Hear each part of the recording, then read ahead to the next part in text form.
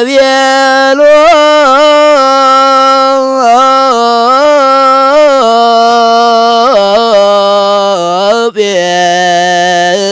ጴጥሮስ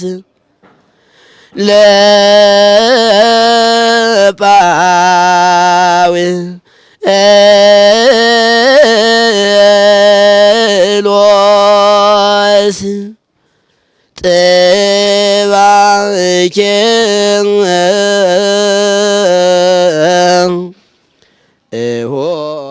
በስመ አብ ወወልድ ወመንፈስ ቅዱስ አሐዱ አምላክ። በመላው ዓለም የምትኖሩ የእግዚአብሔር ቤተሰቦች የቅድስት ቤተክርስቲያን ልጆች ሁላችሁም በእያላችሁበት ጽንፈ ምድር እግዚአብሔር ሰላምታ ይብዛላችሁ። እንደምን አላችሁ? እንደምን ከረማችሁ? እንደ እግዚአብሔር መልካም ፈቃድ ዛሬም የሐዲስ ኪዳን ትምህርት የቅዱስ ማቴዎስ ወንጌል እናያለን። ዛሬ እንደ እግዚአብሔር መልካም ፈቃድ የምናየው የማቴዎስ ወንጌል ምዕራፍ 7 ነው። የማቴዎስ ወንጌል ምዕራፍ 7 ምን ይላል? ስለምንስ ይናገራል? በውስጡ ምን አለው? እኛስ ምን እንረዳለን? ለህይወታችን ያለውን ጥቅም በዚህ ውስጥ እንመለከታለን ማለት ነው። እንግዲህ ሲጀምር እንዳይፈረድባችሁ አትፍረዱ ብሎ ነው የሚጀምረው። አሁን ይሄንን ጽንሰ ሐሳብ ስንመለከተው መፍረድ የማን ብቻ ነው እያለን ነው? እግዚአብሔር ብቻ ነው። አንዳንድ ጊዜ ሰዎች በሰው ላይ ፈራጅ እንሆናለን።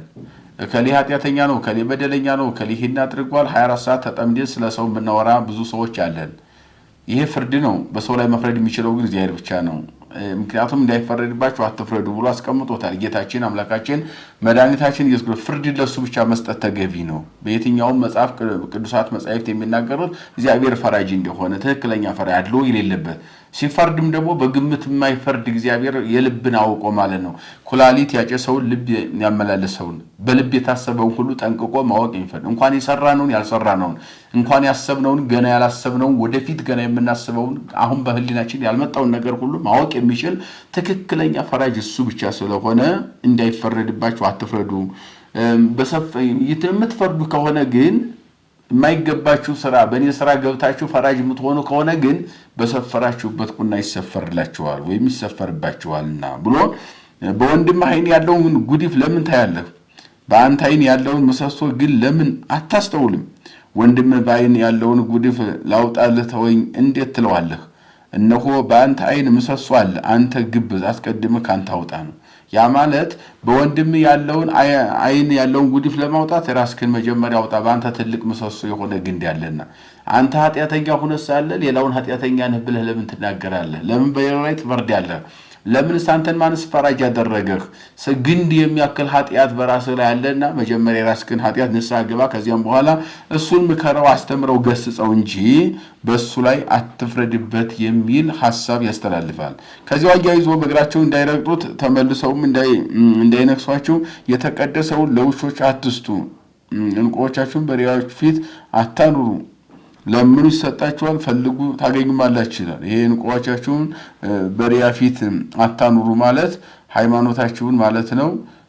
በአሕዛብ ፊት አታንቋሹ ወይም ሃይማኖታችሁን ዝቅ አድርጋችሁ አታሳዩ። ወይም እንቁ የተባለ ሃይማኖት እንቁ የተባለ ኢየሱስ ክርስቶስ ነው።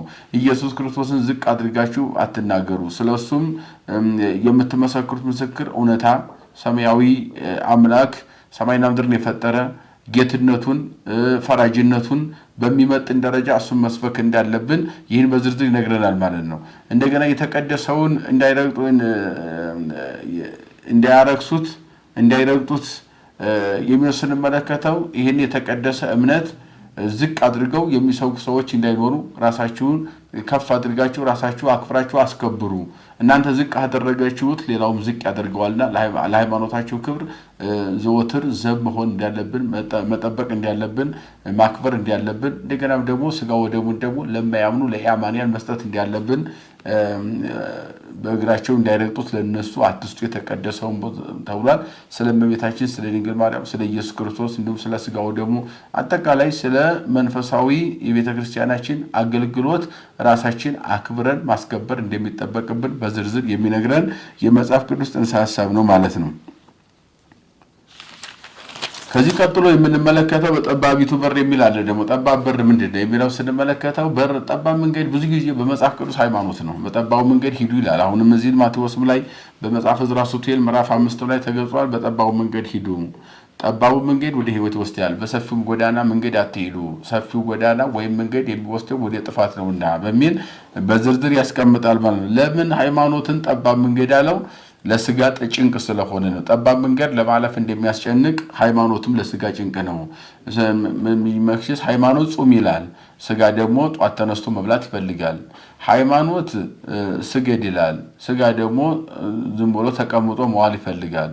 ሃይማኖት መጹት ይላል፣ ስጋ ደግሞ ገንዘብ ማካበትን ይመርጣል። ስለዚህ ይህንን ጠባብ መንገድ ያለው በዚህ ነገር ማለፍ ነው። ይህንን የሃይማኖትን ህግና ስርዓት ምግባረ ሰናያት ይዞ ያልቀጠለ ሰው ወደ ህይወት መግባት እንደማይችል ሰፊ መንገድ የተባለው ደግሞ ይሄ መብላቱ፣ መጠጣቱ፣ መዳራቱ፣ መዘሞቱ እንደገና ደግሞ ይሄ ፍቅረ ቢጽና ፍቅረ እግዚአብሔርን አጥቶ መኖሩ ይሄ ሰፊ መንገድ ነው። ለጊዜው ስጋዊ ደስታ ማለት ነው። ፍጻሜው ግን ጥፋት የሆነ ከእግዚአብሔር የሚለይ ማለት ነው። ይቀጥልና ከዚያ የበግ ለምድ ለብሰው ወደ እናንተ ከሚመጡ ከሐሰተኞች ነቢያት ተጠንቀቁ፣ በውስጣቸው ግን ነጣቂዎች ተኩላዎች ናቸው ይላል። ይሄ ማለት መናፍቃን ማለት ነው።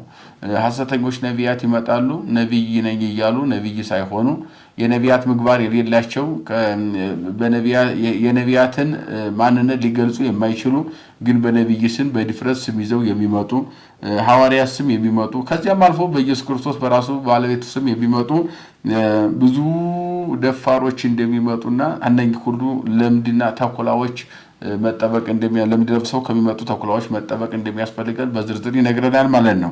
ከዚያን ቀጥሎ የአብን ፈቃድ ስለማድረግና በሰማይ ያለው የአባቴን ፈቃድ ከሚያደርግ በቀር አቤቱ አቤቱ የሚለኝ ሁሉ ወደ መንግስተ ሰማያት የሚገባ አይደለም። በዚያን ቀን ብዙዎች አቤቱ አቤቱ በስምህ ትንቢት አልተናገርንም፣ በስምህ አጋንንትን አላወጣንም፣ በስምህ ብዙ ታምራት አላደረግንም ይሉኛል። ያን ጊዜ ከቶ አላውቃችሁም እላችኋለሁ። ይሄ የሚለው እየነገረን ያለው ታምር አድርጋለሁ። ታምር በተለያየ ምታት የሚያደርጉ አሉ፣ በተለያየ ነገር የሚገልጹ አሉ። በአንጻሩም እንደገና ደግሞ ታምር ትክክለኛ እንኳን ታምር እስከማድረግ መድረስ ቢቻልም እንኳን ፍጻሜው ካላማረ ሃይማኖት ከስነ ምግባር አስተባብሮ እስከ ዘላለም ድረስ የጽድቅ ጎዳና ይዞ ካልቀጠሉ መንገድ ላይ የሚቆም ታምር ማድረግ ወይም ትንቢት መናገር፣ ሱባኤ መቁጠር፣ ማስተማሩ፣ መቀደሱ፣ ማወደሱ እንዳለ ሆኖ መንገድ ላይ የሚቀር ከሆነ እሷ አቤቱ አቤቱ ቢሉ በኋላ የመንግስትን መውረስ አይችሉም። ምግባረ ሰናይ ያሉ ሰዎች ያን ይዘው መቀጠል እንዳለባቸው እንደገና በአንጻሩ ደግሞ አፋቸው ላይ ብቻ አቤቱ አቤቱ ጌታ ጌታ ኢየሱስ ኢየሱስ ቢሉኝ ይሄ ጽድቅ እንደማይሆን በአፍ ተናግሮ መጽደቅ ሳይሆን በልብ ማመን እንደሚያስፈልግ በልብ ያመኑትን መናገር እንደሚያስፈልግ እንጂ በአፍ በመናገር በመጮህ ብቻ ጽድቅ እንደማይገኝ በዝርዝር ልብ ያመነበትን አፍ መናገር እንዳለበት፣ አፍ የሚናገረው ከልብ የታመነበት መሆን እንዳለበት፣ ልብና አፍ ተባብረው ያመኑበት ነገር መሆን እንዳለ ያን ሆኖ ለዘላለም ያመኑ ሰዎች ሲኖሩ እነሱ እንጂ የሚወርሱት በአፋቸው እየተናገሩ በልባቸው ከኔ እጅግ የራቁ ሰዎች መንግስቴን አይወርሱም ብሎ ጌታችን መናገሩን በዝርዝር ይነግረናል ማለት ነው። እዚሁ ጋር ተያይዞ የምንመለከተው ያን ጊዜ ከቶ አላውቃችሁም አመፅን የምታደርጉላችኋለሁ ከኔ ራቁላችኋለሁ ይህንን ቃሌን ሰምቶ የሚያደርገው በጣም በሚገርም ሁኔታ ከዚህ ላይ ደግሞ በዝርዝር ከላይ የመጡትን ሁሉ እንዳይፈረድባችሁ አትፍረዱ፣ በሰፈራችሁ በቆና ይሰፈራል እያለ በዝርዝር ይህን ሁሉ ጠባቡ መንገድ እንደገናም ደግሞ የአባቴን ፈቃድ የሚያደርግ እንጂ አቤቱ አቤቱ የሚለኝ ጌታ ጌታ ወይም ኢየሱስ ኢየሱስ የሚለኝ ሁሉ አይጸድቅም የሚለው ያን እየዘረዘረ ከመጣ በኋላ ከታች ሲዘጋው ምን አለ? ይህን አንቀጽ ወይም ምዕራፍ ሲዘጋው በሚያጠናቅቅበት ጊዜ ያሰረበት በጣም በሚገርም ሁኔታ ነው ያሰረው ምዕራፉን። ምን ይላል? ወኩሎኬ ሰሚዖ ቃሌ ዘይገብሮ፣ ቃሌን ሰምቶ የማያደርገው ሰው ቢኖር የማይተገብር ሰው ቢኖር ከላይ በዝርዝር ያስተማርኩትን ተምሮ ይሄ ገብቶኛል ብሎ ወደ ስራ የማይቀይር ክርስቲያን ወይም አማኝ ወይም መምህርም ይሁን ቆሞስም ይሁን ጳጳስም ይሁን ምንም ይሄንን የማይተገብር ካለ የሰማውን የተማረውን ከላይ የዝርዝር የነገርኩትን ይሄን ወደ ተግባር የማይቀይር ሰው ካለ ይመስል ብእሴ አብደ ዘሐነጸ ቤቶ ዲበ ሆጻ፣ ባሸዋ ላይ ቤቱን የሰራ ሰነፍ ሰውን ይመስላል። ነፉ ነፋሳት ነፋሳት ነፈሱ፣ ወውዙ ኃይዝ ጎርፎችም ጎረፉ፣ ወገፍእዎ ለውቱ ቤት ቤቱን ገፉት፣ ወድቀ ውቱ ቤቱ ወደቀ፣ ወድቀቱ ሰኮን አብዬ አባይ አወዳደቁም የከፋ ሆነ ይላል። እንደገና በአንጻሩ ደግሞ ወኩለኬ ሰሚዖ ቃሌ ዘይገብሮ፣ ቃሌን ሰምቶ ስራ ላይ የሚያውለው መልካም ሰው ካለ ግን እሱ ወደ ተግባር የሚቀይር ሰው ካለ ይመስል ብእሴ ጠቢበ ዘሐነጸ ቤቶ ዲበ ሆኩ፣ በጥልቅ መሰረት ላይ ቤቱን የሰራ ልባም ሰውን ይመስላል።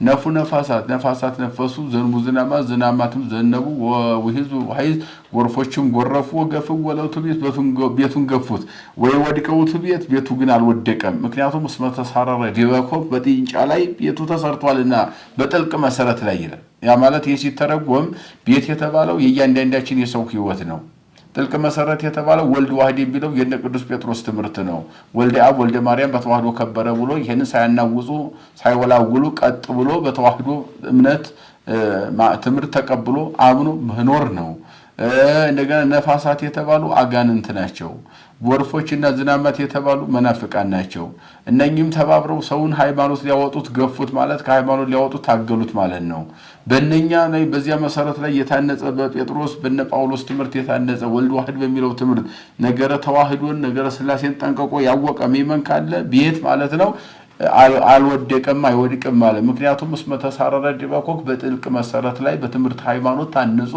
ተምሮ ተመራምሮ አድጎ አምኖ ይዞታልና ማለት ነው ያኛው ግን ባሸዋ ላይ ተሰራ ቤት የተባለው በሃይማኖት አለኝ በማለት ብቻ የሚኖር ግን ዕውቀቱ የሌለው አጋንንትም መናፍቃንም ሲፋጠኑ መንገድ ላይ ጠልፈው የሚያስቀሩት የወደቀ ቤት የተባለው አሸዋ ላይ የተሰራ ነውና ሃይማኖት እንጂ ዕውቀት የለውምና የሃይማኖቱን ዕውቀት በደንብ ሳይረዳ የሚኖር ማለት ነው ይሄንን በዝርዝር የሚነግረን የመጽሐፍ ቅዱስ ክፍል ነው ማለት ነው የመከረን የገሰጸን ያስተማረን የሰራዊት ጌታ እግዚአብሔር አምላካችን ከፀሐይ መውጫ እስከ ፀሐይ መግቢያ በፍጥረታት ሁሉ አንደበት ስሙ የተመሰገነ ይሁን ይቆየን